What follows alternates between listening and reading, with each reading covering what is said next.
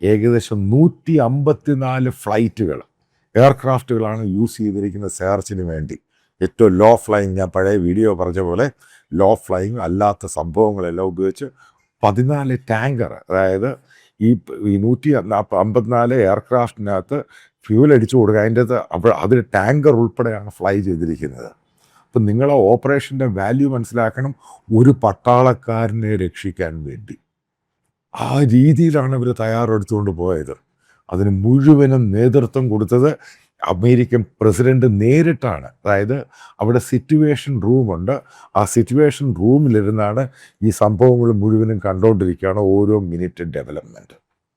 ആ രീതിയിലുള്ള ഓപ്പറേഷനാണ്. അതായത് ഇതുവരെ ഹോളിവുഡ് സിനിമയിലില്ലാത്ത സിനിമാറ്റിക് സംഭവമാണ് ഈ ഓപ്പറേഷൻ നടന്നിരിക്കുന്നത്. അതുകൊണ്ടാണ് അമേരിക്കൻ പ്രസിഡന്റ് പറഞ്ഞത്, ഇത് ദൈവത്തിൻ്റെ കരവില്ലാതെ ഇങ്ങനൊരു ഓപ്പറേഷൻ ജയിക്കില്ല. ദൈവം നിശ്ചയിച്ചിട്ടാണ് ഇറാനെ ഞങ്ങൾ അറ്റാക്ക് ചെയ്യുന്നത്. അതിന് കംപ്ലീറ്റ് പിക്ചർ അങ്ങ് മാറ്റി കൊടുത്തു. ഈ രീതിയിലാണ് അമേരിക്കൻ പ്രസിഡന്റ് ഇതിന് വ്യാഖ്യാനം കൊടുത്തത്.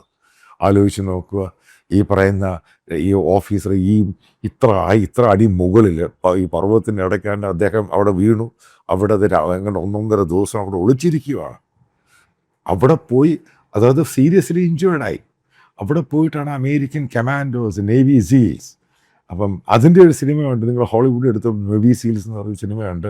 ഈ വെസ്റ്റ് ഏഷ്യയിൽ എങ്ങനെയാണ് അവർ വാറിനകത്ത് ഒരു പങ്കെടുക്കുന്നതെന്ന്. അതൊന്നൊക്കെ ഇമാജിനറിയാണ്, പക്ഷേ ഇത് റിയലായിട്ടുണ്ടായ സംഭവമാണ്.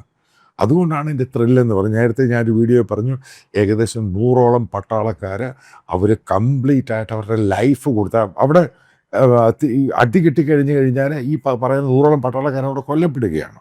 പക്ഷേ കമാൻഡോസാണ് അവരവിടെ ഇറങ്ങുകയാണ് മണ്ണിൽ.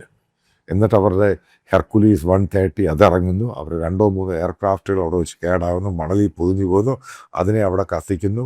ഹെലികോപ്റ്റർ പോകുന്നു, അതിനെ അവിടെ കത്തിക്കുന്നു.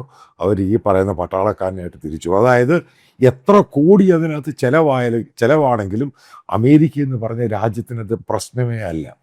അതാണ് അവർ ലോകത്തിന് കാണിച്ചു കൊടുത്തത്. അതൊക്കെ ഇതിൻ്റെ അകത്ത് ഉണ്ടാകുന്നത്. പക്ഷേ ഒരു മനുഷ്യജീവൻ, ഒരു അമേരിക്കക്കാരൻ അവിടെ അവരുപേക്ഷിച്ചു പോയി എന്നൊരു സംഭവം ലോകത്തിന് വരാൻ പാടില്ല. ഏത് ടെറിട്ടറിയിലും അവർ പോകും. ഇനി അടുത്തൊരു ചോദ്യം കൂടെ പറയുകയാണ്.